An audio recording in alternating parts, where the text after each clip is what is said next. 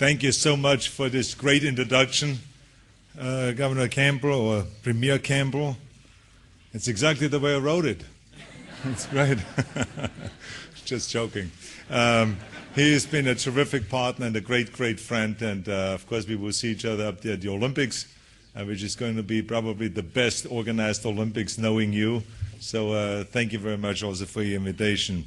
I also want to thank also Governor Jose Sierra for the wonderful speech and the very profound things that you said. And you have been also an extraordinary leader, so thank you very much. Let's give him also again another big hand for the great work.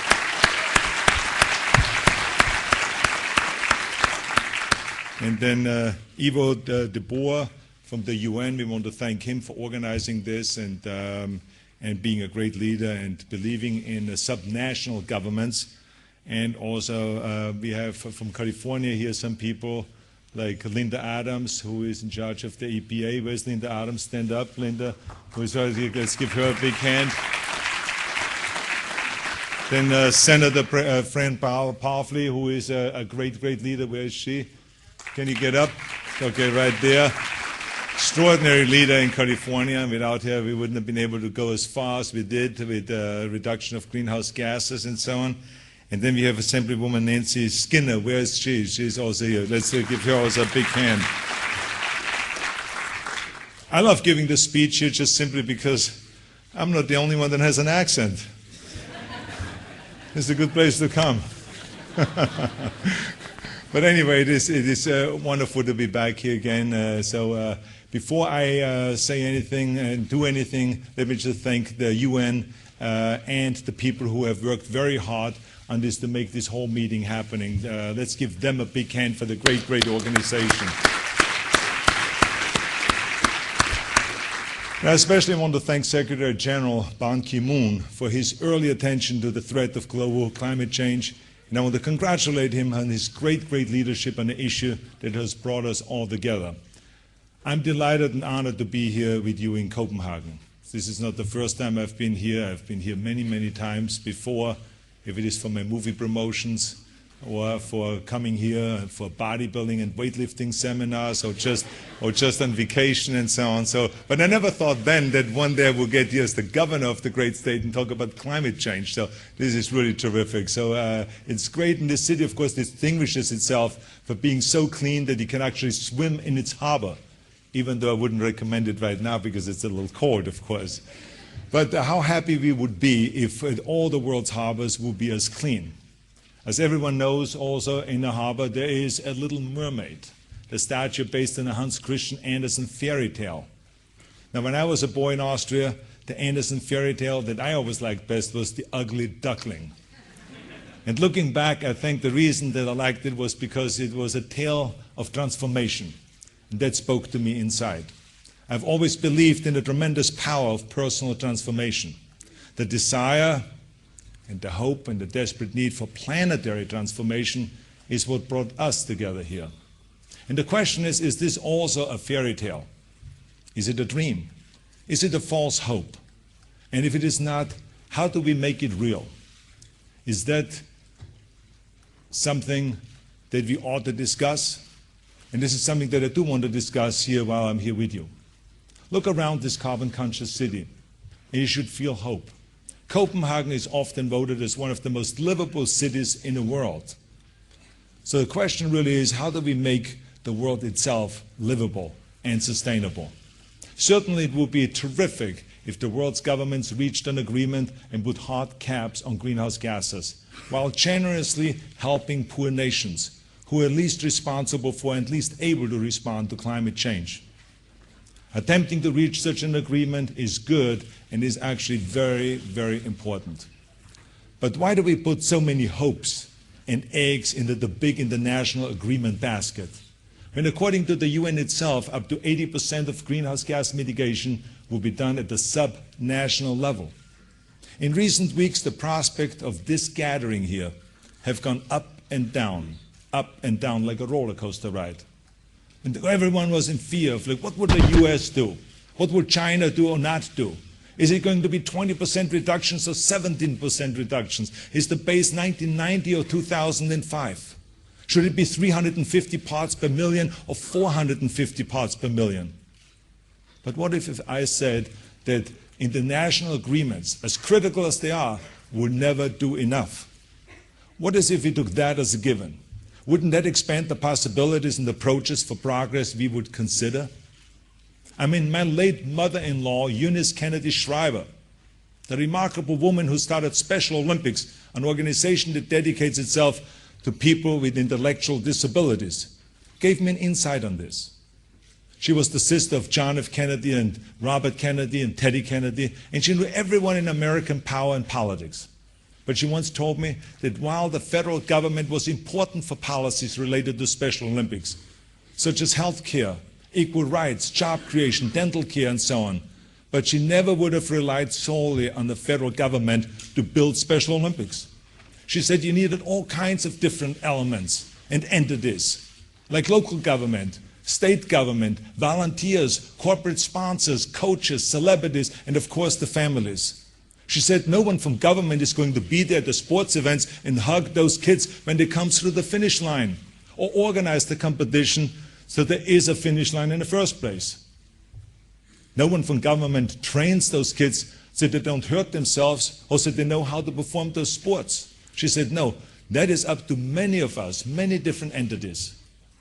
And she built a movement, a worldwide movement that has spread to 180 plus countries. So history tells us that movements began with the people, not with government. And then, when they become powerful enough, government responds. In the US, the labor movement, the women's suffrage movement, the civil rights movement, the Vietnam anti-war movement, they did not begin in the corridors of power in Washington. So there's a lesson in this for our cause. While national governments have been fighting over emission targets, subnational governments have been adopting their own targets and laws and policies. While national governments have been trying for years to define what Kyoto means, businesses are pursuing cutting-edge technologies to solve energy and environmental problems. While national governments debate how carbon caps will affect their economies compared to others, many of their citizens are seeking greener lifestyles on their own. Government clearly has a major role, there's no two ways about that, but I also believe in the power of the iconoclast and the entrepreneur and the individualist. I believe in the power of the scientist, the capitalist, and the activists. I believe in the power of the cities and the states and the provinces to be the laboratories for new ideas, which the national governments then can go and study and adopt. I mean, too often I think we fail to see the potential and the progress that is being made on all of those different levels. But putting all of our eggs in one basket, we fail to see the eggs in the other baskets. Let me give you a few quick examples. Dr. Rishandra Pujari, who came to our environmental summit in California just recently, he has his own target. He's replacing kerosene and paraffin lanterns with solar light for 400 million rural people in India. 400 million people in India. Think about that. So if the nations of the world do not sign a carbon agreement, does that mean that the doctor's transformative work in India doesn't count? In the US, in a small town in Roscoe, Texas, a German company has completed the world's largest wind farm. If we don't reach a major carbon agreement, does that mean that Texas wind farm doesn't really count? With the assistance of Greenpeace, 4 of the world's largest meat producers agreed not to buy cattle from newly deforested areas of the Amazon. That doesn't count? The head of an energy company in China recently said of renewable and efficient energy, we think that this is a new business for us, not a burden. And China now is becoming the leader in developing and manufacturing renewable energy equipment. That doesn't count? Yes, sure, they all count. And they reveal that something is happening, something that is happening below the national level. California, for instance, is working with cities and with states and provinces and regions and nations, including Mexican states, Canadian and Chinese provinces and European nations. We're even working with the UN to assist developing countries, especially in Africa. We are trying to foment change and collaboration and movement. We are doing everything that we can to change the balance of power on the environment. And of course, when I talk about California, I realize that while we may lead America and many other countries environmentally, Denmark here is already 1/3 more energy efficient. Isn't that fantastic? And Europe is a great leader on this whole thing. But the reason for discussing my adopted home state of California is because, first of all, I'm the governor of the great state of California, and I have a little right to brag about our state, right? And also, California is the 7th largest economy in the world, and also America's trendsetter. So what we do has consequences. Now maybe even when you look at the globe, it is just a little dot, or maybe you cannot even find California. But the power of influence we have is equivalent to a continent. And we in California do not believe, and we do not behave as if progress has to wait for Washington, or Beijing, or Kyoto. In California, we are proceeding on renewable energy requirements and a cap-and-trade system for greenhouse gases. We are moving forward. As a matter of fact, we are making great progress. If hydro is included, we will get 45% of our energy from renewables in 10 years from now. And we are already at 27%. We are proceeding on the world's first low-carbon fuel standards and limiting greenhouse gas emissions from cars, which, by the way, the Obama administration has now just adopted. We are proceeding in a major way on green tech, no matter what happens in Washington or in Copenhagen. Billions of dollars, nearly 60% of all venture capital in America flows to California. And this is creating the critical mass of money and intellect to develop new green technologies. Leaders from around the world are coming to California to see what we are doing. I took the French foreign trade minister to a business in San Francisco called Solazyme, which was just recently named the most innovative bioenergy company. They've come up with a way to convert algae into fuel that is 90% cleaner than petroleum-based fuels. The US Navy has just signed an agreement with them and is going to use that fuel to power some of its ships. So from what I see in the research labs and venture capital startups around the globe, I believe that the world's businesses will move to solar and to wind and alternatives much faster than the people expect. Kenya, for instance, Kenya already gets nearly 3/4 of its power from hydroelectric and from geothermal. 3/4. And next month it will begin work on a $760 million wind farm that by 2012 will increase Kenya's power supply by about 30%.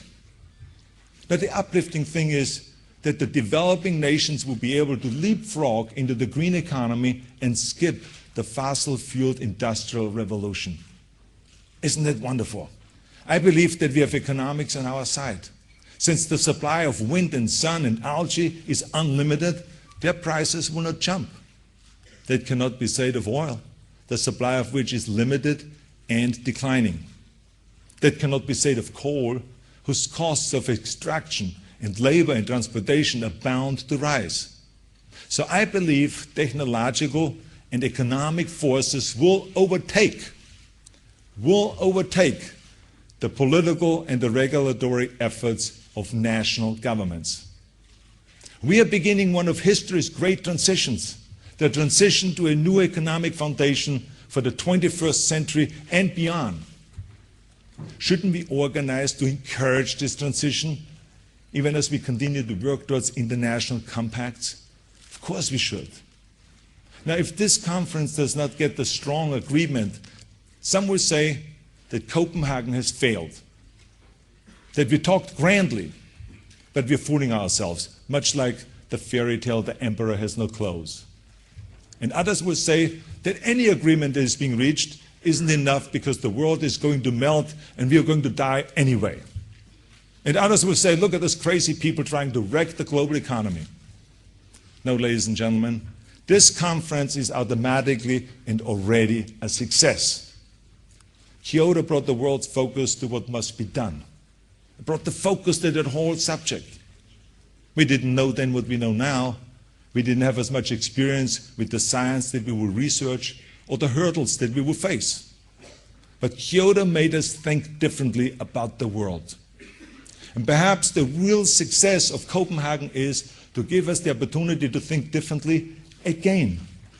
Perhaps the success comes in realizing that something different needs to be done, and in fact is already being done. It's being done on a sub-national level. And I would ask the UN to convene a climate summit like Copenhagen, but for cities, for states, for provinces, and for regions. And I will be more than happy to host such a summit in California or anywhere else the UN wants to hold it, but I recommend strongly in California.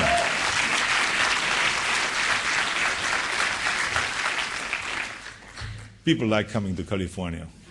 They love our state.